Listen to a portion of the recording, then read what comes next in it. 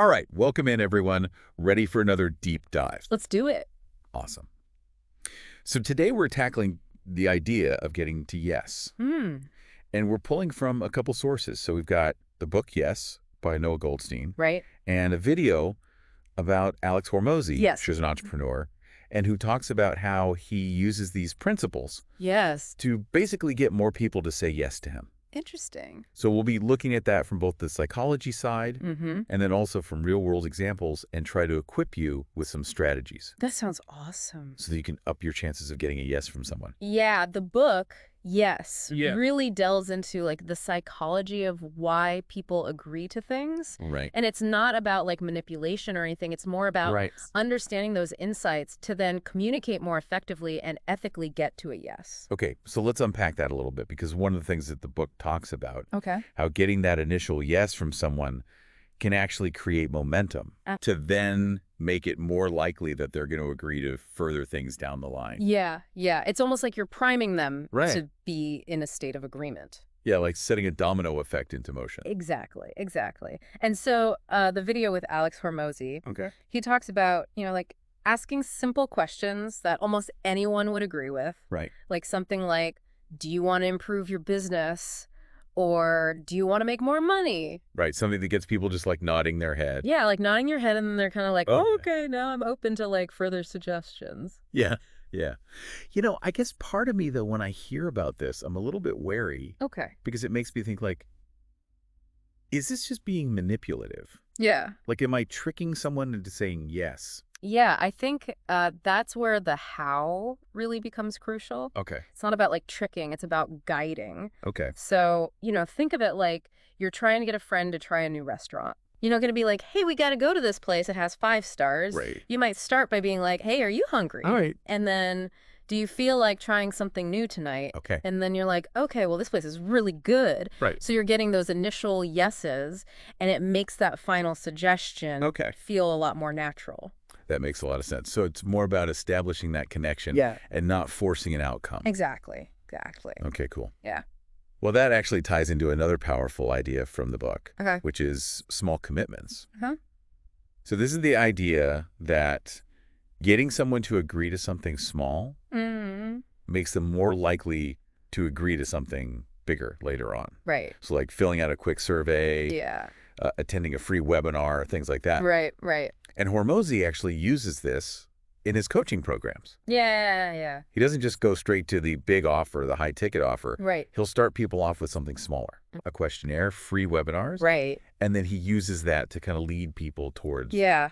Yeah. It's a strategy you can use for like anything, really. Right. It doesn't have to be just business related. It Right. could be like, oh, hey, do you have a minute?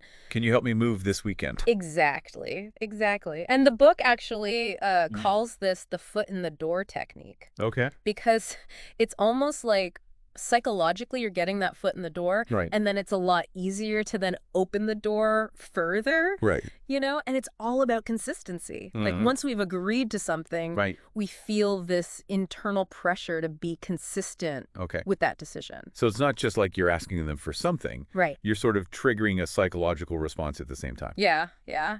It's really fascinating how that works. But then that leads into social proof, right?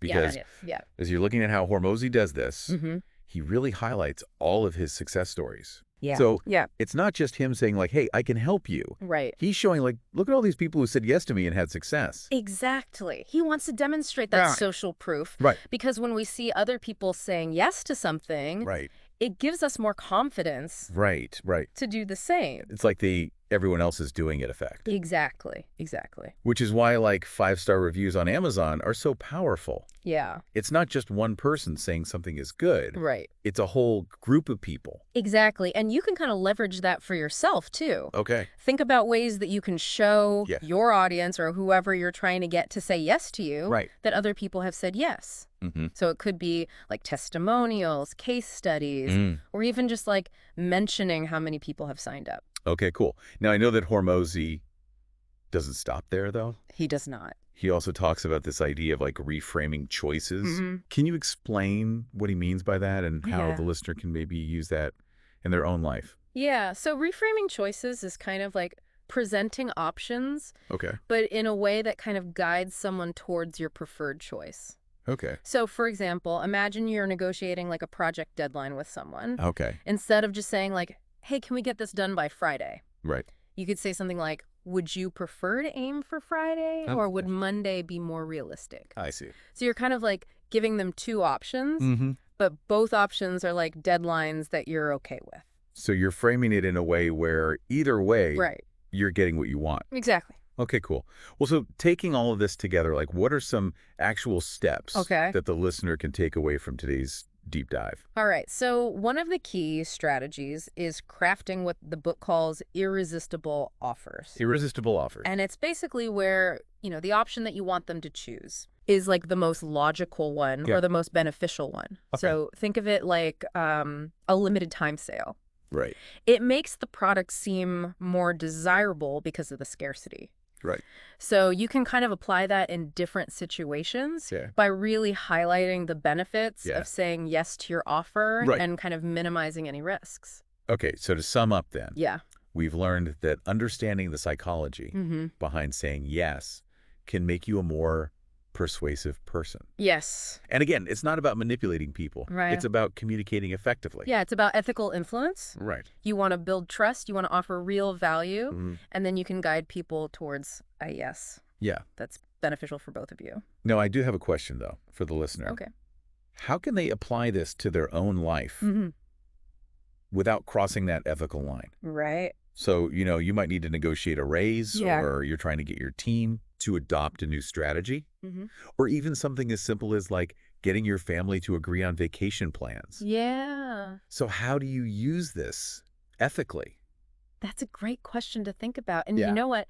It actually reminds me of something in the book that we haven't even talked about yet, which is the power of using the word because. I guess we're going to have to save that for another deep dive. Yeah, we'll have to.